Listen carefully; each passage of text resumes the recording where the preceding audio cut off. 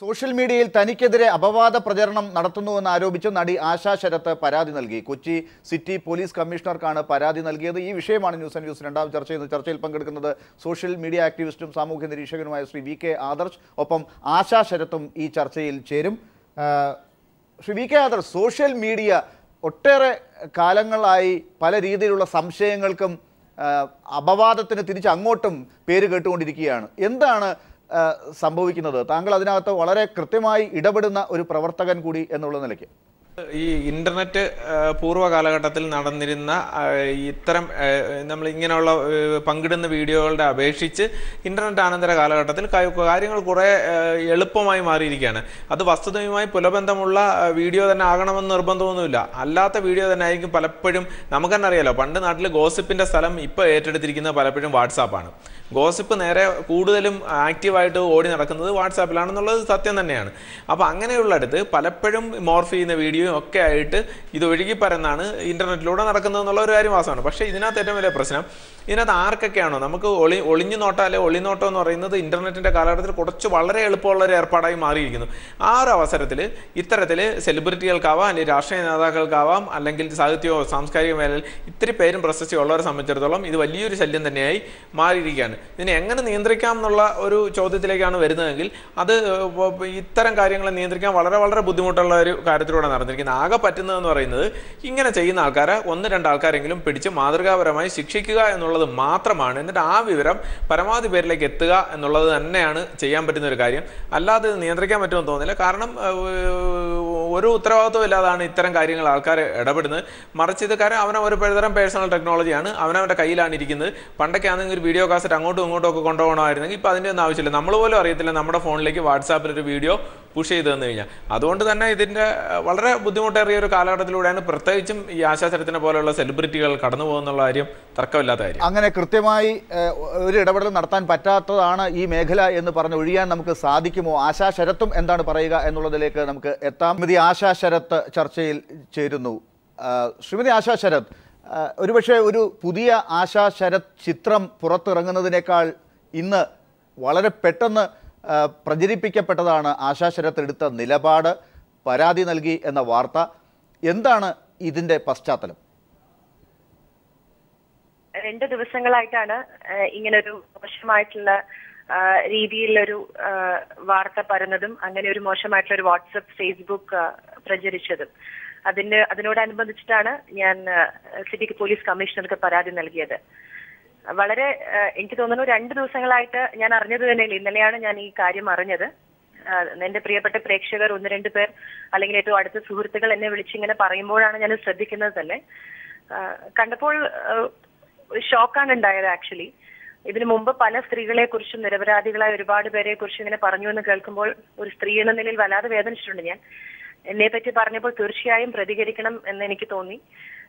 അത് മാത്രമല്ല, എനിക്കുണ്ടായ അവസ്ഥ ഇനിയും ഒരു സ്ത്രീക്ക് ഉണ്ടാവരുത്. ഒരു സിനിമ അഭിനേത്രി അല്ലെങ്കിൽ ഒരു നർത്തകി എന്നൊന്നുമല്ല, ഒരു സ്ത്രീ എന്ന നിലയിൽ ഒരാൾക്കും ഇങ്ങനെ ഒരു അവസ്ഥ ഉണ്ടാവരുത് എന്ന് തോന്നി. അതുകൊണ്ടാണ് ശക്തമായി തന്നെ സിറ്റി പോലീസ് കമ്മീഷണർക്ക് ഒരു കത്തോടുകൂടി ഞാൻ എന്റെ പരാതി സമർപ്പിച്ചതും. അവര് നല്ല രീതിയിൽ അത് ടേക്കപ്പ് ചെയ്തു എന്ന് ഞാൻ വിശ്വസിക്കുന്നു. സൈബർ സെല്ലിലൂടെ അവര് അത് അന്വേഷിച്ച് അത് ചെയ്ത ആളെ തീർച്ചയായും പിടിക്കും എന്നൊരു ധൈര്യവും എനിക്ക് തന്നിട്ടുണ്ട്. ശ്രീമതി ആശാ ശരത്ത്, ഒരുപക്ഷെ ആശാ ശരത്തിന്റെ കഥാപാത്രങ്ങൾ വളരെ സോഫ്റ്റായി കാര്യങ്ങൾ ഇടപെടുന്ന കഥാപാത്രങ്ങളാണ്. നല്ല ഒരു കുടുംബിനിയുടെ കഥാപാത്രമൊക്കെയാണ് ഇത്. ഒരുപക്ഷെ ആശാ ശരത്ത് എന്ന വ്യക്തിയിലും ഇത്തരം സ്വഭാവമായിരിക്കാം. അങ്ങനെ പെട്ടെന്ന് റിയാക്ട് ചെയ്യില്ല എന്ന് തെറ്റിദ്ധരിച്ച ഏതെങ്കിലും കുബുദ്ധികൾ ഒരുപക്ഷെ എടുത്ത ഒരു മോശം സമയത്തെടുത്തൊരു നിലപാടായി ഇതിനെ കാണണോ? അതായത് ആശാ ശരത്ത് ഇതിൻ്റെ അങ്ങേയറ്റം വരെ തന്നെ പോകും, ആരും രക്ഷപ്പെടില്ല എന്നത് തന്നെയാണോ മുന്നറിയിപ്പായി ഇപ്പോൾ നൽകുന്നത്? സിനിമയിൽ നമ്മൾ ചെയ്യുന്നത് ഓരോ കഥാപാത്രങ്ങളാണ്. അതും നമ്മുടെ ജീവിതവുമായി അല്ലെങ്കിൽ ജീവിതത്തിലെ സ്വഭാവമായിട്ട് ബന്ധമില്ലല്ലോ.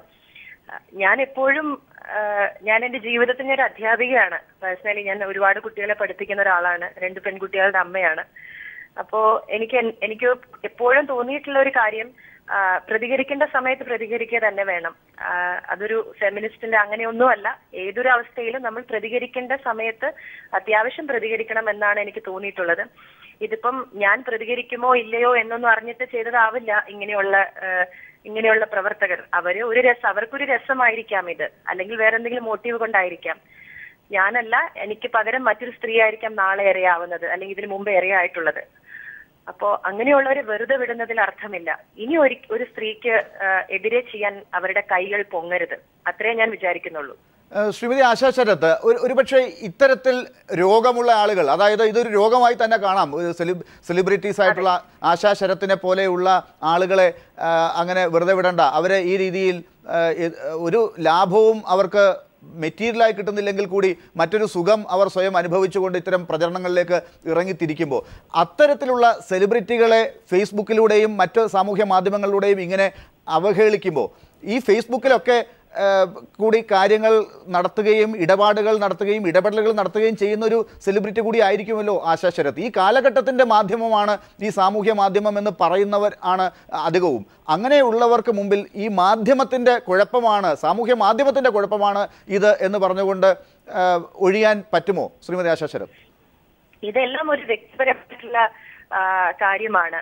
ഇപ്പൊ ഫേസ്ബുക്ക് പോലെയുള്ള, വാട്സപ്പ് പോലെയുള്ള, ട്വിറ്റർ പോലെയുള്ള സോഷ്യൽ മീഡിയകൾ നല്ല രീതിയിൽ യൂസ് ചെയ്യുകയാണെങ്കിൽ വളരെ നല്ലതാണ്.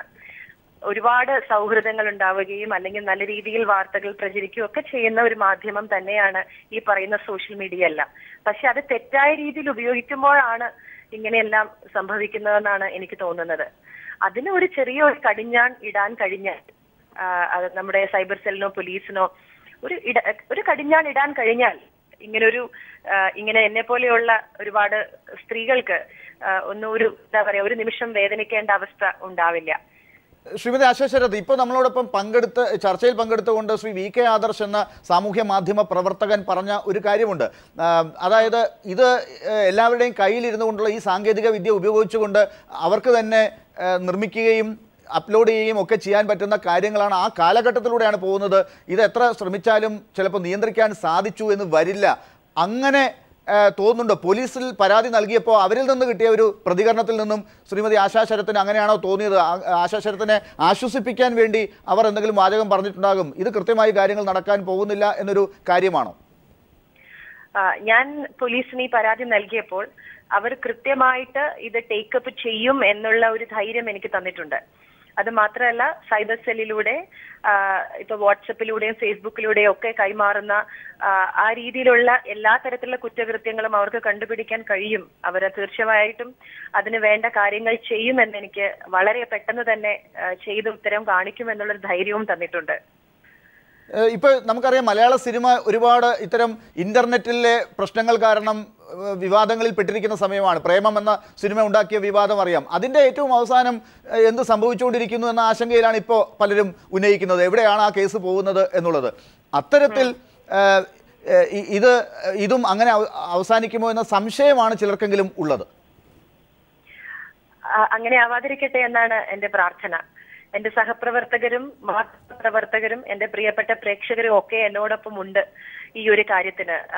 എല്ലാവരും എന്നെ വിളിച്ച് ആരും ഒരു ആശ്വാസവാക്കല്ല പറഞ്ഞ, അയ്യോ നിങ്ങളെ കുറിച്ച് പറഞ്ഞല്ലോ, അല്ലെങ്കിൽ അങ്ങനെയല്ല പറഞ്ഞത്. അവര് പറഞ്ഞ ധൈര്യം, നമ്മൾ ഇതിനെ നേരിടുമെന്നാണ് മാധ്യമങ്ങളും പ്രേക്ഷകരും എന്റെ സിനിമാ സുഹൃത്തുക്കളും എല്ലാം പറഞ്ഞത്. നമ്മൾ ഇതിനെ നേരിടണം എന്നുള്ള ഒറ്റ വാക്കിലാണ് എല്ലാവരും എന്നോട് സംസാരിച്ചത്. അല്ലാതെ സാരമില്ല പോട്ടെ അങ്ങനെ ആരും പറഞ്ഞിട്ടില്ല. സോ അത്രമാത്രം എല്ലാവരും ഇതിനെ മുന്നേറണം, ഇങ്ങനൊരു സംഭവം ഇനിയൊരാൾക്ക് ഉണ്ടാവരുത് എന്ന് ആഗ്രഹിക്കുന്നുണ്ട്, പ്രതീക്ഷിക്കുന്നുണ്ട്. അതുകൊണ്ട് നമുക്ക് നല്ലൊരു ഉത്തരം കിട്ടും എന്നുള്ള പ്രതീക്ഷ തന്നെയാണ് ഇപ്പോഴും ഉള്ളത്. തീർച്ചയായിട്ടും അത് അങ്ങനെ തന്നെ സംഭവിക്കട്ടെ ശ്രീമതി ആശാ ശരത്. പക്ഷേ ഒരു സാധാരണ കുടുംബത്തിലാണ് ഇങ്ങനെ സംഭവിച്ചത്. നമുക്കറിയാം, നമ്മുടെ ചുറ്റുപാടുകളിൽ പല പെൺകുട്ടികളുടെയും വാർത്തകൾ നമ്മുടെ കൺമുന്നിലൂടെ പോയിട്ട് ദിവസങ്ങളായിട്ടില്ല. ഇങ്ങനെയൊക്കെയുള്ള സാമൂഹ്യ മാധ്യമങ്ങളെ ഒക്കെ അതിൻ്റെ ഒരു ഭാഗത്ത് കുറ്റപ്പെടുത്തുന്നവർ ഉണ്ട്. അത് ശരിയാണോ എന്നുള്ളത് ഇപ്പോഴും അന്വേഷണം നടക്കുന്നതേ ഉള്ളൂ. പക്ഷേ അങ്ങനെയുള്ളവരുടെ കുടുംബങ്ങളിൽ സംഭവിക്കുന്നത്, വിവാഹം കഴിഞ്ഞവരാണെങ്കിൽ സ്ത്രീകൾക്കാണ് ഇത്തരം ആരോപണം ഉണ്ടാകുന്നതെങ്കിൽ അവരുടെ കുടുംബത്തിൽ ഉണ്ടാകാൻ സാധ്യതയുള്ള പ്രശ്നങ്ങൾ, അതൊക്കെ വലിയ ദുരന്തങ്ങളിലേക്കാണ് നയിക്കുക. ശ്രീമതി ആശാ ശരത്തിന് സുഹൃത്തുക്കളും സംഘടനകളും സിനിമാ രംഗത്തെ പ്രവർത്തകരും ഒക്കെ വലിയ ധൈര്യം തന്നപ്പോൾ, അല്ലെങ്കിൽ അവരുടെ ആശങ്ക എങ്ങനെയാണ് പങ്കുവയ്ക്കുക എന്നുള്ളതിൽ അവർ ഒരുപക്ഷെ സംശയത്തിൽ നിന്നപ്പോൾ കുടുംബം എങ്ങനെയാണ് റിയാക്ട് ചെയ്തത് ആശാ ശരത്തിനോട്? വളരെ സപ്പോർട്ടീവാണ് കുടുംബവും. അതാണ് ഞാൻ പറഞ്ഞത്, കുടുംബവും എന്റെ സുഹൃത്തുക്കളും എല്ലാം വളരെ സപ്പോർട്ടീവാണ്. ഇപ്പൊ എന്നെ സംബന്ധിച്ചിടത്തോളം ഇങ്ങനൊരു കാര്യം വന്നു എന്നുള്ളത് കൊണ്ട് എന്നെ സംബന്ധിക്കുന്ന ഒരു പ്രശ്നം എന്താണെന്ന് വെച്ചാൽ ഇതൊരു ഷോക്കിംഗ് ന്യൂസ് ആണ്. അല്ലാതെ ഇതുകൊണ്ട് എന്നെ തെറ്റിദ്ധരിക്കപ്പെടുമോ അതൊന്നുമല്ല. ഇനിയൊരു അവസ്ഥ ഉണ്ടാവരുത്, അത്രയേ ഉള്ളൂ. ഇനി ഒരു സ്ത്രീക്ക് എന്നെ കുറിച്ച് എനിക്ക് ബോധ്യമുള്ളിടത്തോളം കാലം അങ്ങനെ പേടിക്കേണ്ടതില്ല. പക്ഷെ അങ്ങനെ ചെയ്യാൻ ധൈര്യം കാണിച്ച ആ വ്യക്തി ആരായാലും അദ്ദേഹം ശിക്ഷിക്കപ്പെടണം. ഒരുപക്ഷെ ഇത് മലയാളികൾ ആയിട്ടുള്ള എല്ലാവർക്കും ആശാ ശരത്തിനെ അറിയാവുന്ന എല്ലാവർക്കും അറിയാം ആശാ ശരത്ത് എന്താണ്, ഇത് ഈ വീഡിയോയ്ക്ക് എന്ത് പ്രാധാന്യമാണ് ഉള്ളത് എന്നുള്ളത് എല്ലാവർക്കും അറിയാം. പക്ഷേ ഇത് മറ്റ് ഭാഷകളിലേക്കും ഒക്കെ ആശാ ശരത്തിൻ്റെ മൊഴിമാറ്റിയുള്ള സിനിമകളൊക്കെ കാണുന്നവരും ആശാ ശരത്തിനെ നേരിട്ടറിയാതെ പരിചയപ്പെട്ടിട്ടുള്ള ആളുകൾ ഉണ്ടാകാം. അല്ലെങ്കിൽ ഇനിയുള്ള പല മേഖലകളിലും ആശാ ശരത്തിനെ ആദ്യമായി ഈ വീഡിയോയിലൂടെ അല്ല ഉദ്ദേശിച്ചത്, സിനിമകളുടെ പല ക്ലിപ്പുകളിലൂടെയും കാണുന്നവരുണ്ടാകാം.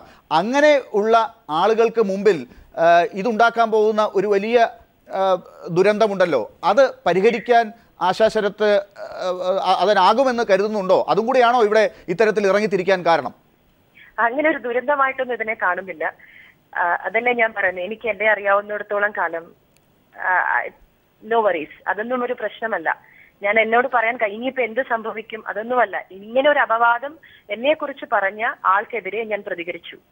അല്ലാതെ മറ്റു സിനിമകളിൽ മറ്റു പ്രേക്ഷകർ എന്ത് വിചാരിക്കും അങ്ങനെയൊന്നും ചിന്തിച്ചിട്ടില്ല.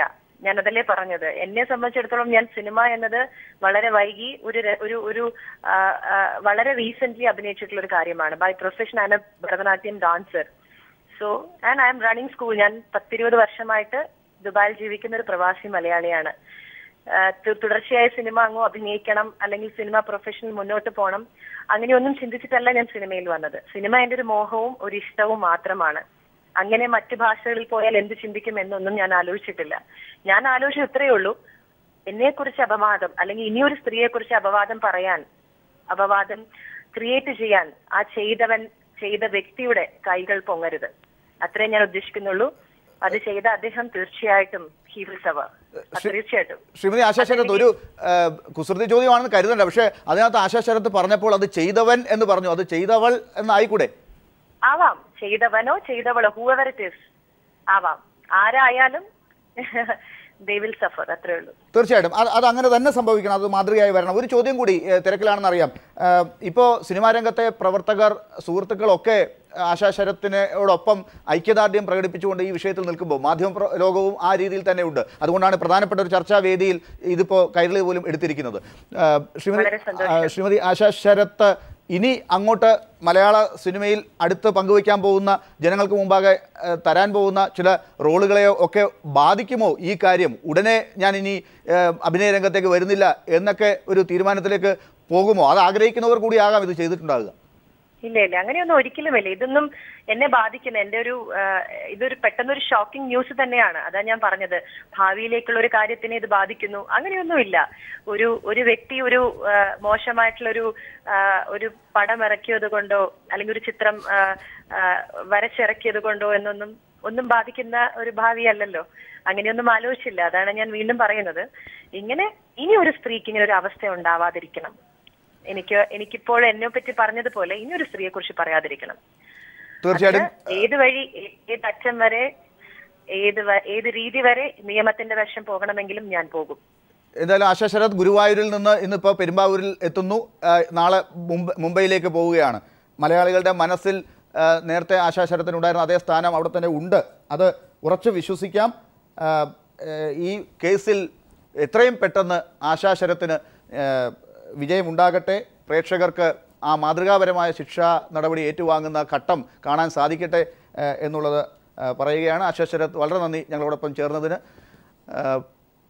ശ്രീ വി കെ ആദർശ് നമ്മളോടൊപ്പം ഇപ്പോഴുമുണ്ട്. ഇതിൻ്റെ ചില അംശങ്ങളിലേക്ക്, ചർച്ചയുടെ അവസാന ഘട്ടത്തിലേക്ക് നമുക്ക് എത്തുമ്പോൾ ചർച്ച ചെയ്യേണ്ടതുണ്ട്. വി കെ ആദർശിലേക്ക് വരാം. ദയവായി ക്ഷമിക്കണം, സമയം വളരെ കുറവാണ്, അതുകൊണ്ട് ഈ ചർച്ചയുടെ പ്രാധാന്യം അറിയാം. വി കെ ആദർശിന് പറയാനുള്ള കാര്യങ്ങൾ കൂടെയാണ് ഇതിന് വെറുതെ നിന്നതെന്നുള്ളത് മനസ്സിലാക്കുന്നുണ്ടല്ലോ. എന്നാലും ഇത് നമുക്കങ്ങനെ നേരത്തെ വി കെ ആദർശ് സൂചിപ്പിച്ചതുപോലെ അങ്ങ് ഒഴിഞ്ഞു പോകാൻ പറ്റുന്ന ഒരു കാര്യമാണോ? ഇത് സാമൂഹ്യ മാധ്യമത്തിൽ സെലിബ്രിറ്റികൾക്കും മാധ്യമപ്രവർത്തകർക്കും ഒക്കെ ഉണ്ടായിട്ടുള്ള അപകടം നല്ലവണ്ണം അറിയാവുന്ന ആളാണ് വി കെ ആദർശ്. ആ അർത്ഥത്തിൽ ഇതിന് ഒരു കടിഞ്ഞാണിടാൻ ഒരിക്കലും സാധിക്കില്ല എന്നാണോ പറയുന്നത്? ഒന്ന്, ഈ ഒരു മാധ്യമത്തിൻ്റെ സ്വഭാവം ആ ഒരു രീതിയിലുള്ളതാണ്.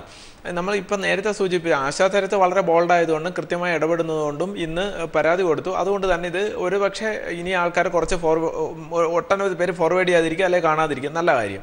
പക്ഷേ നമ്മൾ ഒട്ടും സെലിബ്രിറ്റി അല്ലാത്ത ആൾക്കാരുടെ പല ജീവിതങ്ങളും ഇതിനകത്ത് ഞെരിഞ്ഞമരുന്നുണ്ട് ഇത്തരം കാര്യങ്ങൾ. അത് നമ്മൾ കാണാതിരിക്കരുത്. അത് വലിയ ഈ ഒരു ആശാചരത്തിൻ്റെ ഒരു ഇഷ്യൂ നമ്മൾ ചർച്ച ചെയ്യുമ്പോൾ ചിലപ്പോൾ ആയിരക്കണക്കിന് ഒട്ടും സെലിബ്രിറ്റി അല്ലാത്ത ആൾക്കാരുടെ വിഷയങ്ങൾ ഇതിനകത്ത് വരുന്നുണ്ട്. അത് വ്യാജ വീഡിയോ ആകാം, ഇവരെ ചതിച്ചെടുക്കുന്ന ഒളിച്ചെടുക്കുന്ന വീഡിയോ ആവാം, ഇത്തരത്തിൽ പലതും ആകാം. നമുക്ക് തന്നെ അറിയാം 1-2 മലയാള സിനിമകളുടെ പോലും ചർച്ചാ വിഷയം ഈ അടുത്ത സമയത്ത് ഈ പരിസരമായിട്ടുണ്ട്. അപ്പോൾ ഇതിനകത്തുള്ള ഏറ്റവും വലിയൊരു ഫലപ്രദമായൊരു ബോധവൽക്കരണമാണ് ഒന്ന് രണ്ട് കേസിലെങ്കിലും മാതൃകാപരമായ ആൾക്കാരെ ശിക്ഷിക്കുകയും ആ ശിക്ഷിച്ച കാര്യം വളരെ കൃത്യമായി പരസ്യപ്പെടുത്തുകയും ചെയ്തു കഴിഞ്ഞാൽ ഒരു പക്ഷേ ഇതിൽ നിന്ന് അവർ പിന്തിരിയും. അത്തരത്തിലുള്ള ഒരു ഇടപെടൽ മാത്രമേ നമുക്ക് ഇതിനകത്ത് ചെയ്യാൻ പറ്റൂ. കാരണം ഈ ഒരു മാധ്യമത്തിന് അല്ലെങ്കിൽ സമയത്തിന്റെ പരിമിതിയോട് മാത്രം ഇടപെടുന്നു. 2 കാര്യങ്ങൾ വി കെ ആദർശ് ഇപ്പോൾ സൂചിപ്പിച്ച ആ കാര്യങ്ങൾ, ബോധവൽക്കരണം, ഫലപ്രദമായി ഇടപെടുക, അതിലൂടെ മാത്രമാണ് എന്തെങ്കിലും ചെയ്യാൻ സാധിക്കുക എന്നാണ് പറയുന്നത്. പക്ഷേ ഈ ബോധവൽക്കരണത്തിലൂടെ മാത്രം ഇത്തരം കാര്യങ്ങളിലൂടെ ഉണ്ടാകുന്ന അപകടത്തിന് പരിഹാരമാകുമോ എന്നുള്ളത് കൂടി മനസ്സിലാക്കേണ്ടതുണ്ട്. വളരെ നന്ദി ചർച്ചയിൽ പങ്കെടുത്തതിന് വി കെ ആദർശ്, ഒപ്പം Shrimati Asha Sharath. News and views അവസാനിക്കും.